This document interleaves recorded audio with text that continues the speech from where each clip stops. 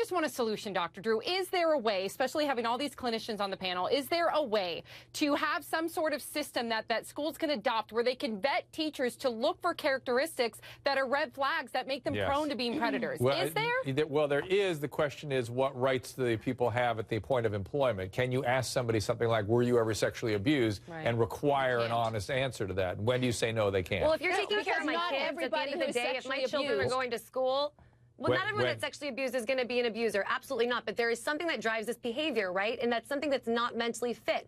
That can mean a personality disorder. That can mean bipolar. That can mean something that is an infraction on their And by the way, status. I would argue that even if you had something like that, what I would hope that a school, rather than not hiring somebody like that, would require them to be under mental health services and care and get reports from them that things are going well and they're following up properly. And that's a great thing. That's not something people should be really ashamed of. They should just be getting proper care. Because Wendy, one of the real problems I have with this whole thing is that why didn't they pick any of this up a couple years ago before it got so crazy? Exactly. Wendy, what do you say? I mean, there must have been some red flags. And I want to tell people, you know, I've got a 16-year-old daughter in high school. There's lots of opportunity for teachers to disrespect boundaries. I mean, they go on field trips. They go to Washington, D.C. They do camping trips. There's all kinds of time where you need to trust your teachers out there. You need to trust that they have boundaries. And seeing stories like this makes me terrified for my own 16-year-old daughter. And listen, there's a lot of good teachers. My mom's one of them. So Most just of them to instill some of the faith, there are a lot of good teachers That's right. out there. I got to wonder if some of this is our employment laws and unions and things like that, and somehow those things take priority over the safety of our students. Teachers. Yeah, and listen, it's not something limited to teachers. Physicians and therapists and things transgress, and it really